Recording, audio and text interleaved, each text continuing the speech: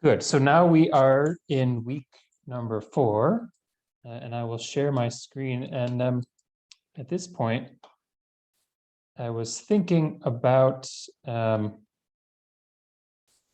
try to do one thing at a time.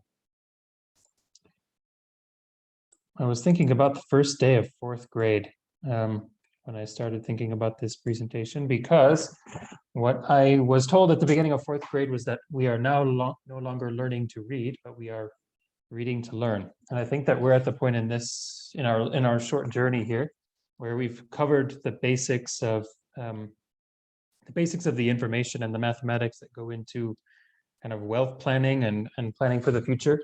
And now we're at a point where we can start to incorporate those learnings, and we can create a plan for ourselves and chart a path, I guess, for our own personal wealth, which was the point in the beginning. And so now we're ready to start on that piece of the journey. So let's proceed. So we had spoken before about what leads to wealth, and we talked about the future value formula.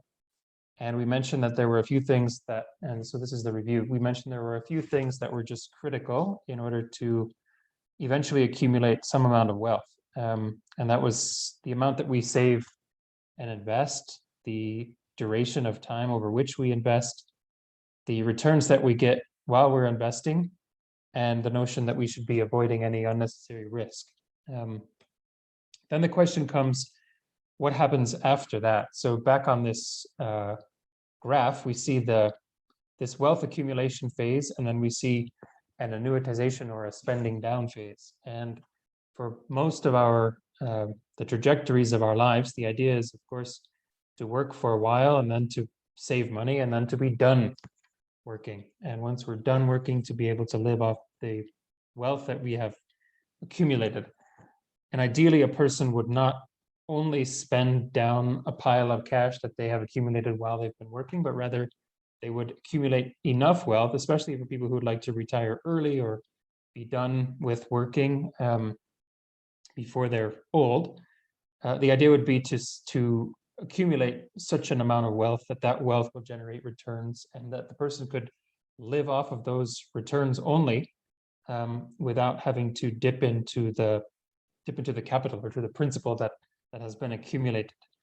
And if you can manage to do that, then you can consider that you can annuitize your money, or kind of skim off a bit of the proceeds from the investment returns over time. Or you spend it down. You have a pot of money and you kind of spend it as if it were cash, and you hope that you run out of time before you run out of money. In other words, you hope not to outlive your savings. But how well that works depends on a few things.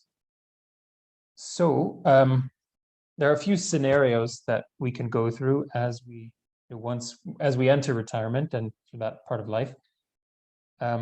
The first, which is the least ideal, would be to withdraw more than the rate of return of the money that we have amassed, which means that over time we will erode at that invested and saved capital, and it will eventually run out.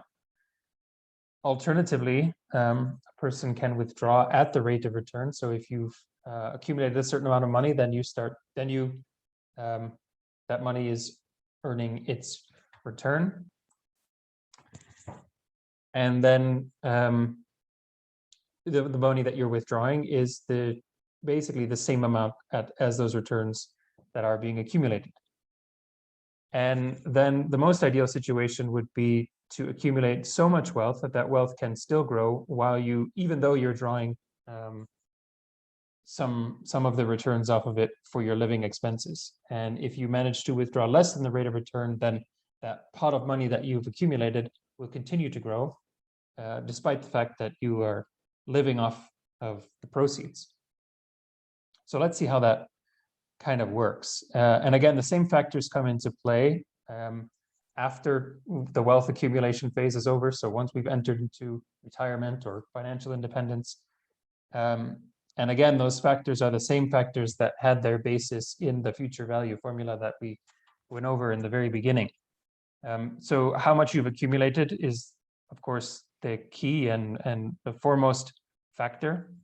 How long you live is also important, because if you don't plan on living for very long during retirement, then it doesn't really matter how much you spend, because you'll probably die before you run out of money. Maybe ideal, maybe not. Then the returns and the withdrawals that you take. So the returns that you get on your portfolio while it's invested are generally a good thing, as long as those returns are positive. The amount that you withdraw will, of course, affect the size of that portfolio. And then inflation. And inflation will not reduce the amount of dollars that you have in your portfolio, but it will make those dollars less useful to you. Meaning, you should, if you'd like that mass of wealth that you've accumulated not to lose its value, it needs to grow at least at the rate of inflation. And then finally, risk. And in these later phases in life, as in the earlier phases, risk is also important, because if you take no risk and you just, let's say on your 65th birthday, when you decide that you'd like to stop working, if you decide that you want to take no investment risk and you cash out all of your money, that's fine. That, there will be no risk that your investments will tank or lose value, but at the same time, you will be certain that your money will lose value at least the rate of inflation. So there's a need there to think about, especially for people who plan to either attain financial independence and kind of retire early, or who plan to live long after they do retire. If that will be a period of 20 or 30 or 40 years, that inflation can really eat away at the capital, meaning it's important to think about how that money will eventually be invested, so that A, you don't lose it in a stock market crash, but B, you also don't lose it to inflation because you were too afraid to invest it in something that would eventually be getting good returns. So that's also important, as it was in this phase of life now, while we're saving money. So I had posted this also on the WhatsApp group. If there's an investor who achieves a 7% return on $1 million, but who withdraws only 4% of her portfolio each year, what will happen to her portfolio value over time? Has anyone had a chance to give this some thought?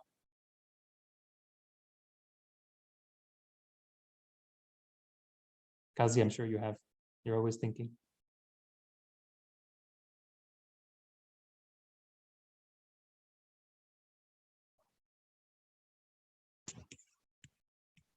So for one, I guess the portfolio will just keep on growing. When you factor in inflation, then it becomes, the growth rate drops, or it's actually going to be same. The purchasing power. So in the second instance, it's the second graph where you're saying that withdrawal is equal to return, and the top one and the number one is withdrawal is less than return. So return is higher than withdrawal. Correct. Does anyone have another perspective?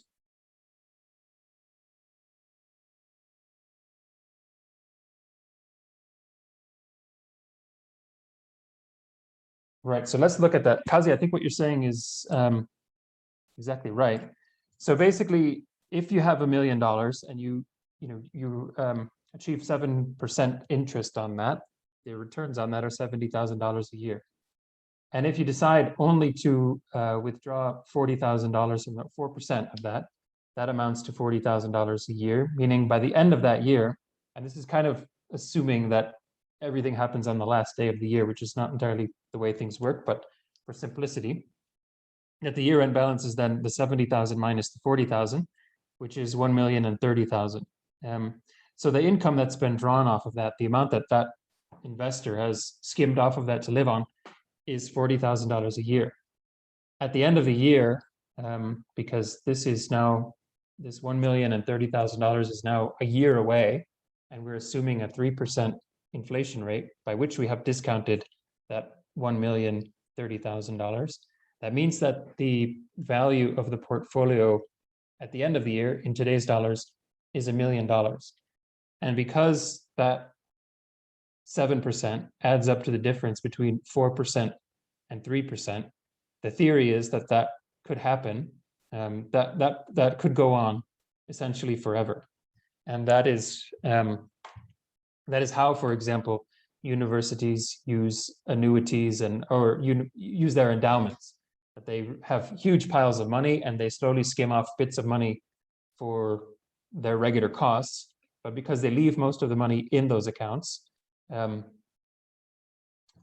that stays there, allowing them to forever milk the proceeds rather than spending it all in one go. Does that make sense? Or let me ask, is there anyone who has a question on that or for whom that doesn't make sense?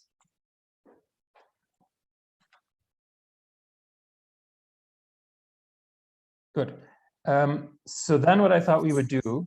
Sorry, just one question. Is there any like fixed reason that your withdrawal rate has to be 4%, or is it just something that you came up with? It's something like, is there like a suggestion for that 4%? There's a suggestion, and there's a suggestion around that, and some people alter that suggestion in other ways. Some people say that amount in retirement could be a bit less, particularly if you retire early, because then you might have 30 or 40 years of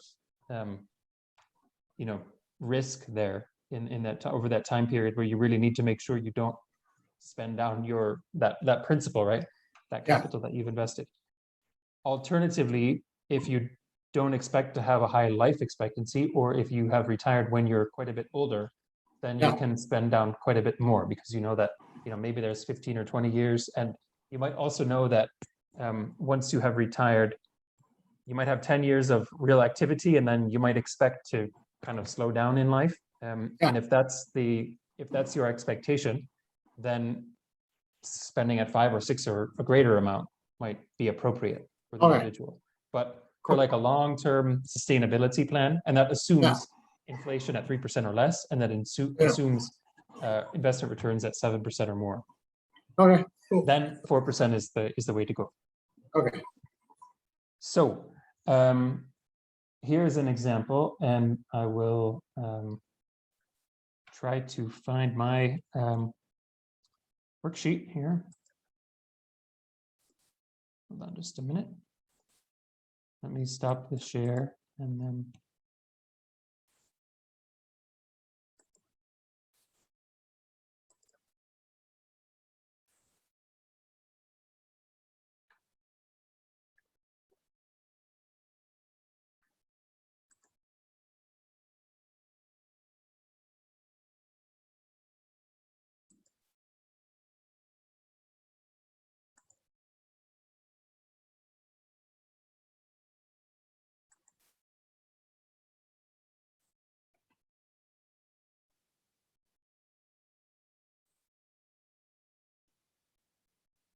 All right, good. I think you can see my screen again, I hope. Yes. Yeah, good. Okay, so here we have the same scenario that we talked about before. If someone is, and this is a spreadsheet that I'll share with the rest of you, it basically calculates those things that we just talked about. So if this person is currently 65 years old, let's say, and she plans to retire also at the age of 65, and she will start withdrawing from her pension at the age of 65, and she's not contributing anything to it because we're at the point where we're already at that 65-year milestone. She has $1 million. She is not going to contribute, so there will be no increase in her monthly contribution. We expect a 7% return on the investment. She expects to withdraw 4% per year during retirement, and we have used a placeholder for retirement at 3%. And what you can see happens over time, there's it doesn't quite add up because of the way that the interest and returns are calculated at one point during the year and how those are added on. But you can see over time, and then this is here the discounted value in today's dollars of the amount of her withdrawal. So over time, because of inflation, the amount of her portfolio will increase not because of inflation, that will increase because of the returns. The value of that will decrease by the amount of inflation, and the returns that she draws from the fund will also need to increase by an amount of inflation, because you can imagine that $40,000 today versus $40,000 in 30 years are two different amounts, of course, in real terms, in their ability to buy things. We expect that today $40,000 is going to buy a lot more than it will in the future. So that's why we calculate how the portfolio will grow. We calculate the amount of funds that will be removed from that portfolio, and then we discount that amount that will be removed and put that in today's dollars, like we talked about in the first week. So what we can see here is that the ending balance of her portfolio will grow over time. So this, she's still, even though she's withdrawing money from this portfolio, the amount in that portfolio does continue to grow. However, discounting for inflation, that retirement fund, she's very slowly eating away at the principal in that, and in real terms. So it becomes, in real terms, less valuable, even though every year it contains more dollars. Meaning that on when she takes that 4%, it's roughly equivalent to $40,000 for a very long time, up to like 60 years from now. So it's a relatively sustainable way for her to withdraw money without ever eating away at her capital. So she could afford to live to 112, and she would still have that amount. She could still count on having that amount of income, barring any unforeseen financial circumstances, let's say. So that's one thing. And then I would like to share this one also. And this is the other sheet. So this does the same thing, except this sheet, you saw this calculator. This is the same thing that we just looked at. And then this sheet is now populating the other one. And this will show exactly what will happen to her portfolio. So right now her portfolio is $1 million, and by the end of the century, she'll have 8-point-something million dollars. But her her income in real terms, in the value of today's dollar, will remain stable over time. And this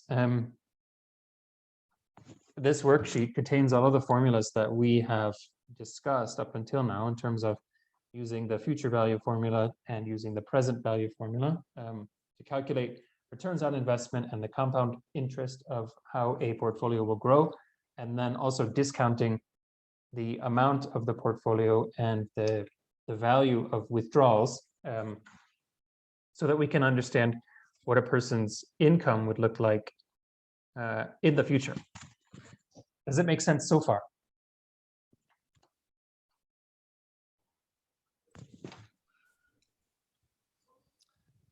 Are there any questions so far? Let me ask it that way.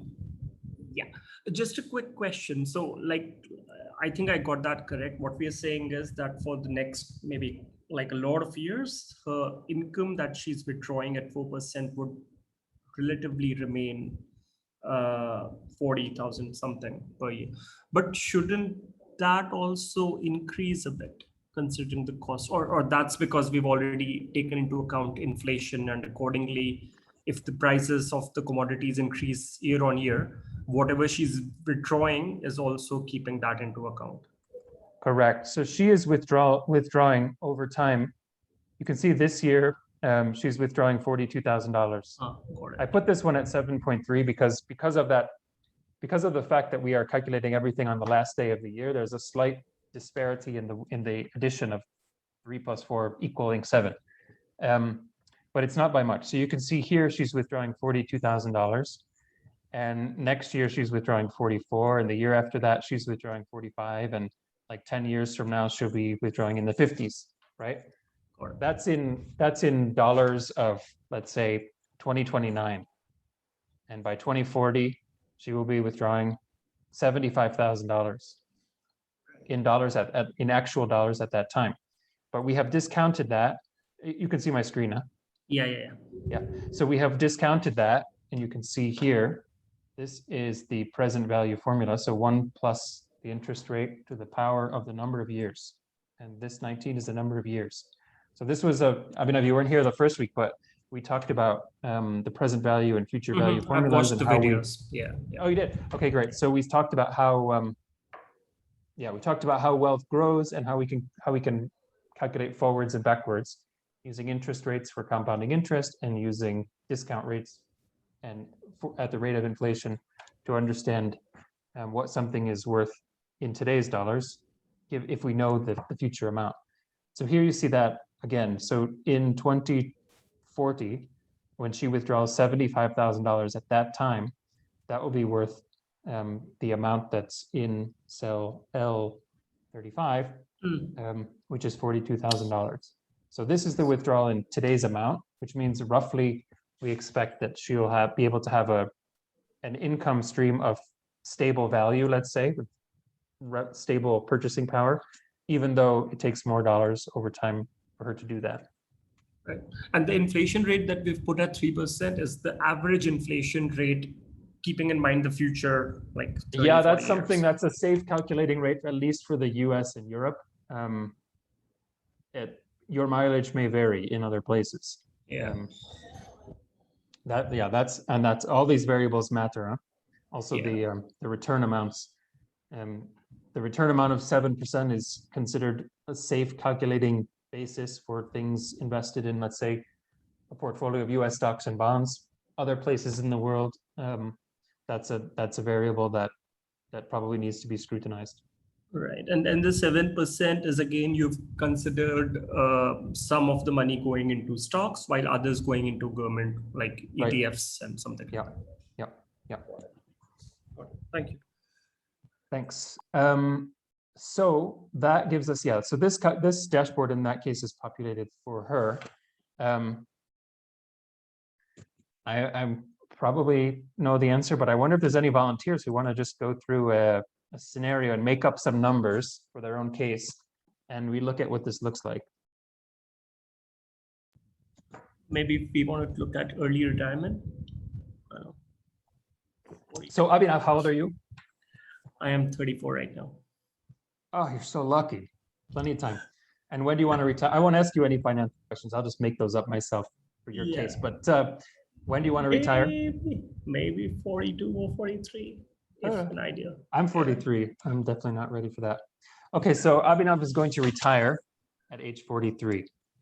And is that full retirement, or do you think like you can do some consulting and cover your costs for so this is more like maybe if I target 40 or 43 as being financially independent, which means financially independent as in you're living off of your money, or you're going to do some consulting and cover your costs with.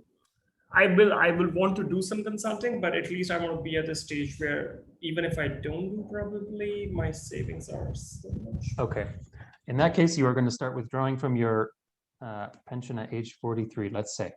I've made two dates in this thing. One is the age at which you stop contributing to your pension, and the other is the age at which you start drawing from it.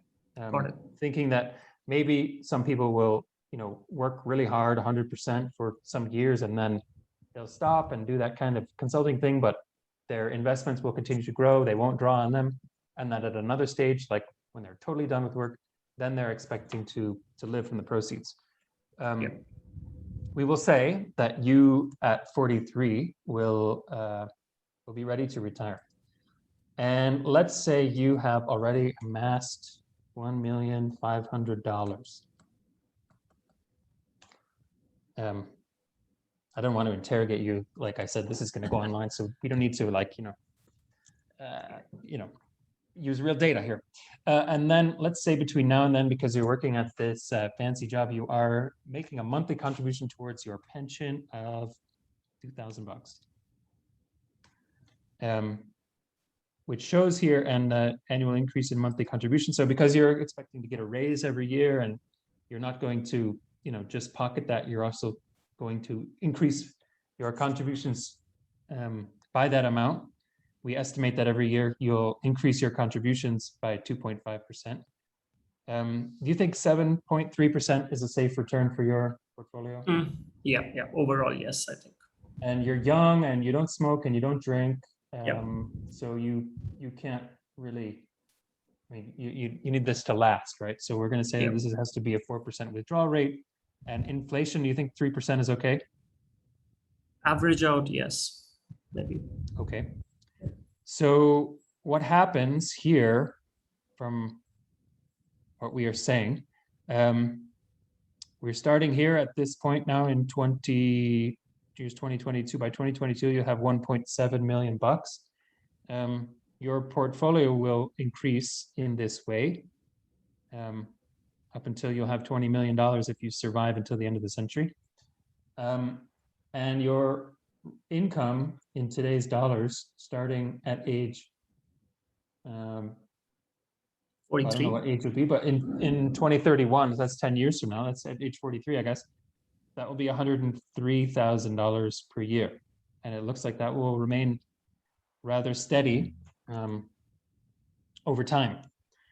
So congratulations to you. I would assume you can, I mean, you have to pay taxes on that, of course. But that seems like, doesn't seem like a bad place to be.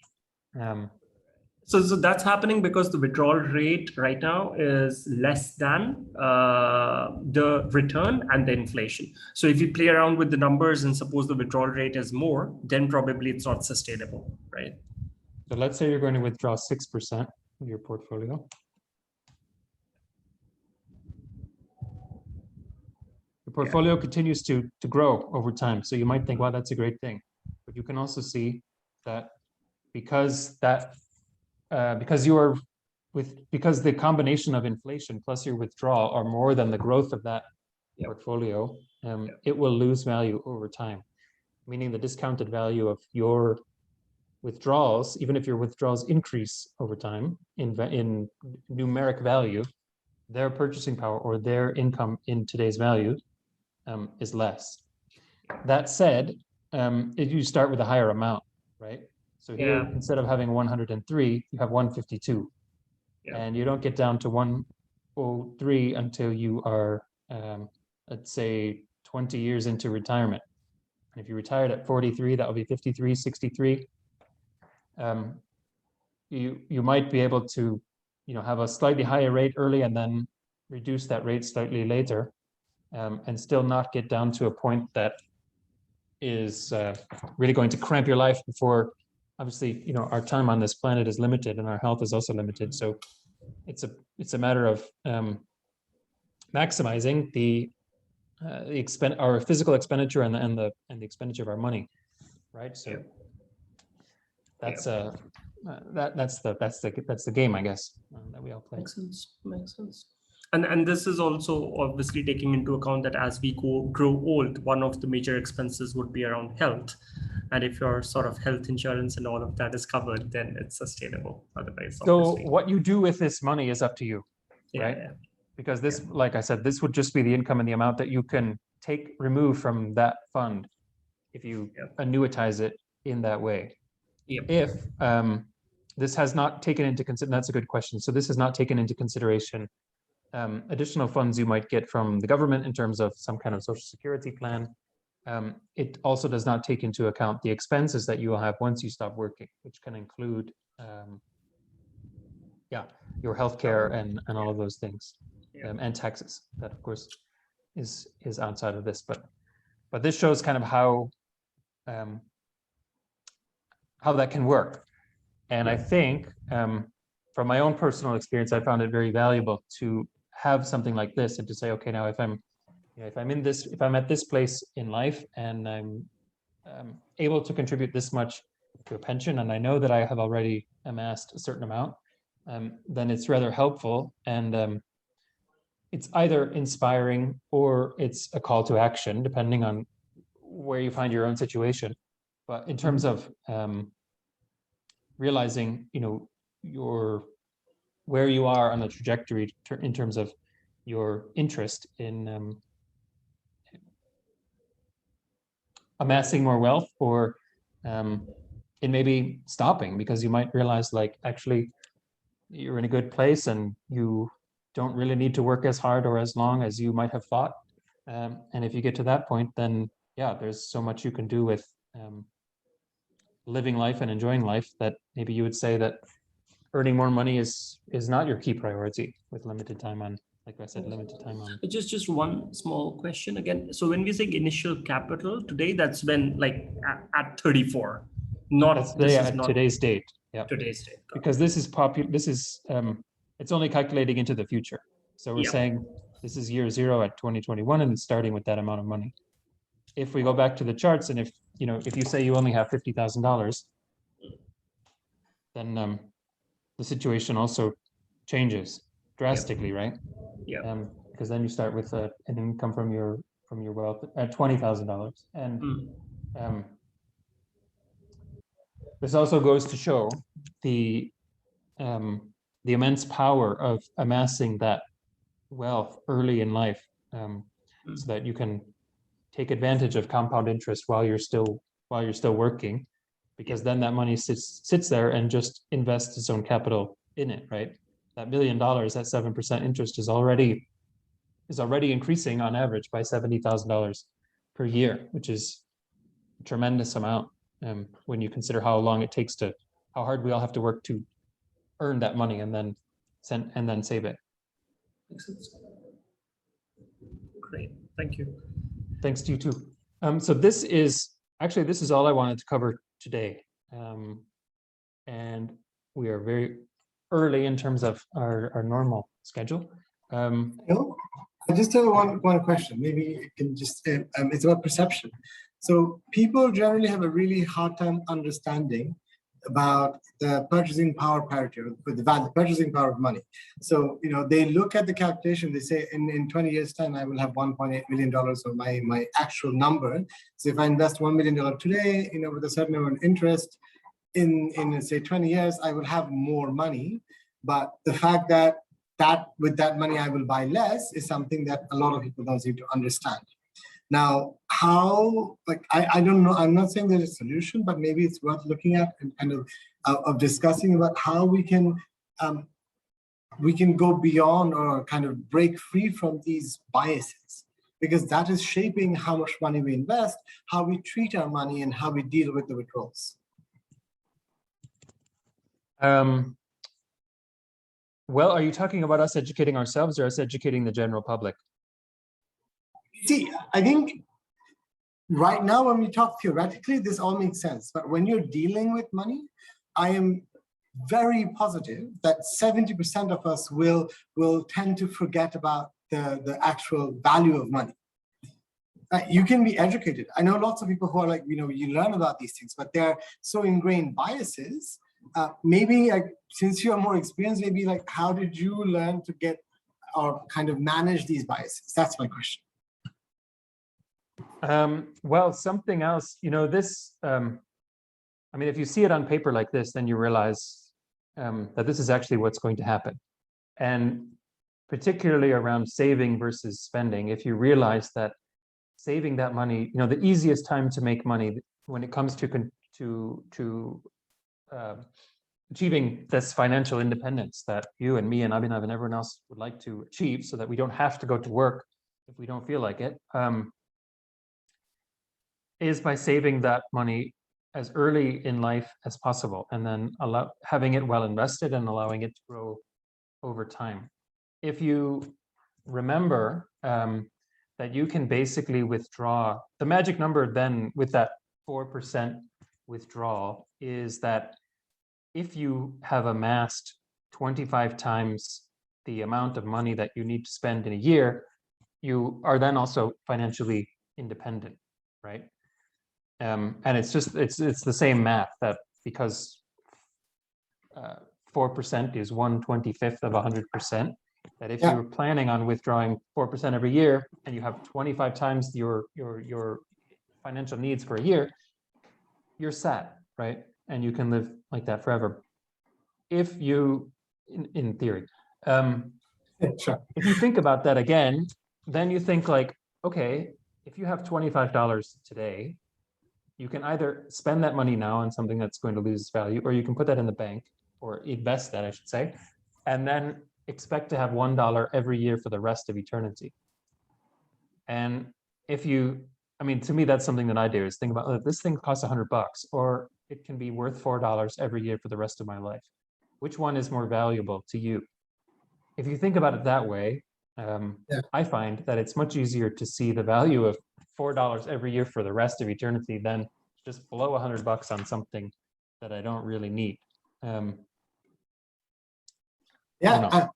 think, and one more kind of dimension is there. When I was looking at a lot of articles about scams, so a lot of time when people get their pension pot, suddenly it's a huge amount of money, and you find a lot of people coming in with great ideas for investment, and it's difficult to kind of make decisions when suddenly you have access to a whole amount of funds. Like, what I mean by this is, every year I only deal with my salary, or maybe my monthly salary, which is again 1/25 of the actual amount of money I'm saving.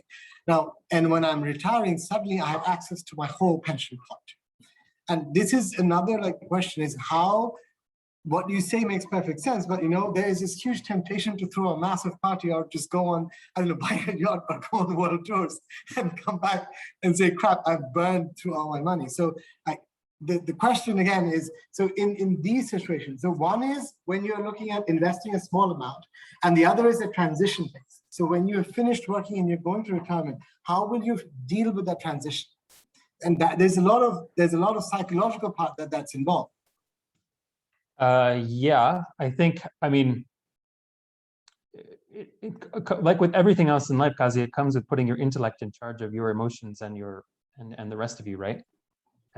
So there's that. Be less emotional. Okay, sure. Yeah, exactly. Be less emotional. Also, there is a place where we've talked about financial advisors in the past. There's some of those financial advisors are only salespeople, and they're only out to screw you over and earn commissions on some crap that they're selling and that you don't really need.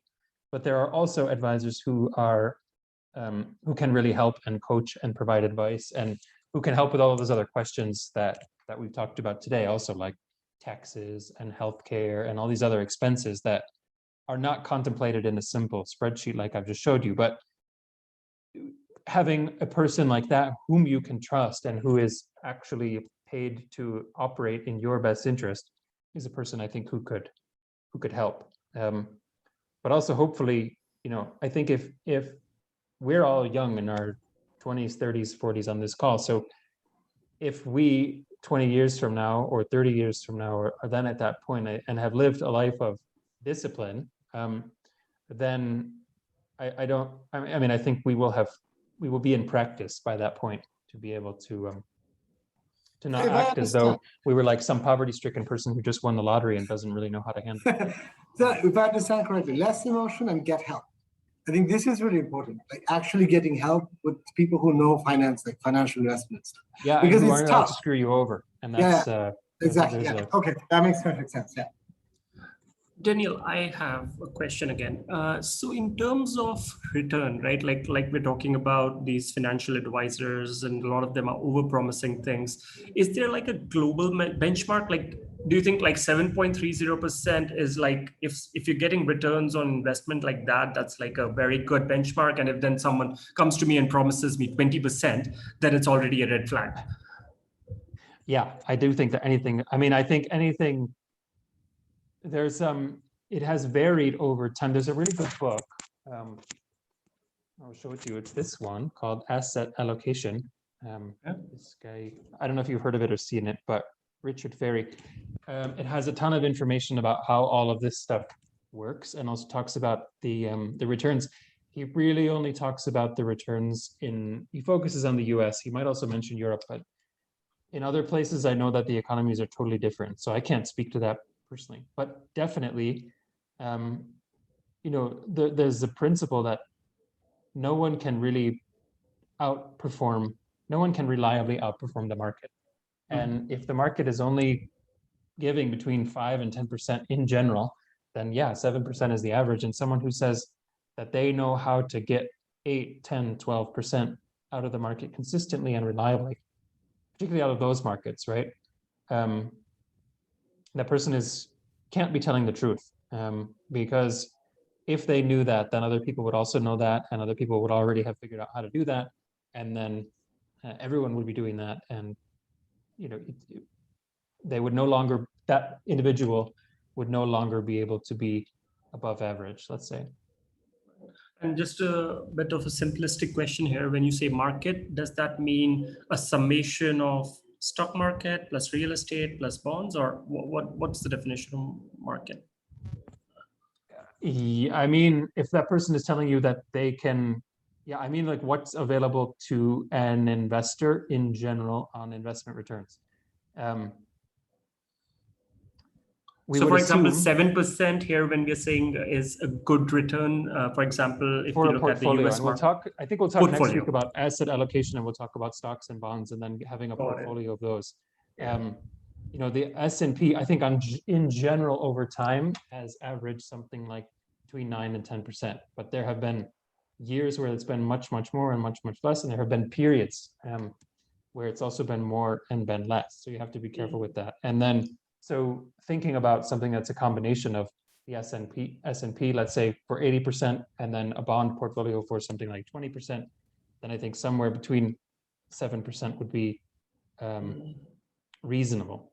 Right. No, specific, especially when I look at the Indian market, just giving you my example, right? So one of the safest investments for us is there's something called a fixed deposit in the banks, which I know in the US market, you have hardly any return, but in India, you still get pretty decent return, right? Like until last year, we were getting a return of 6.5%. And that's like the safest bet because it's just in the bank, the government is giving you returns. But now when the inflation is increasing. So right now the inflation is more because of COVID and these things, 6%, but my return is 5.5%. If major chunk of my money is in fixed deposits, it's very safe. But then I start investing a bit on stocks, a bit on, crypto and gold. There's so many other options. If I average it, and if my return comes to like 7.3%, 7.5%, then I'm good, right? In that, my question is, then I'm able to generate that return just by my own common sense, and I'm not taking help of any external agency for that. And I wouldn't probably need it as well.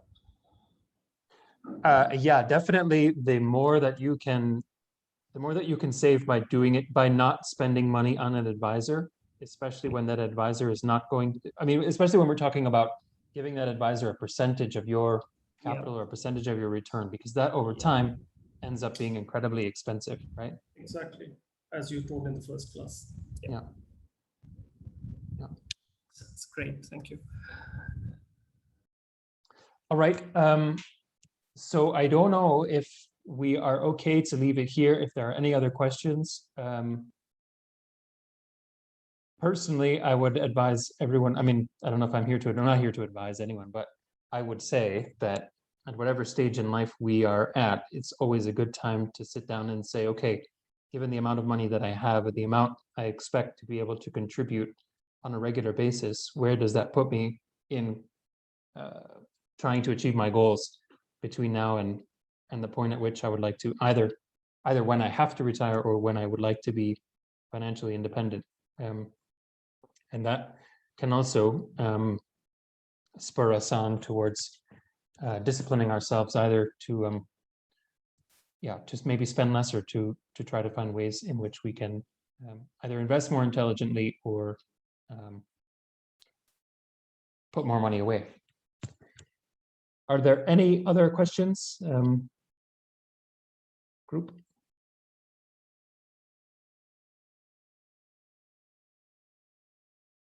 And or feedback?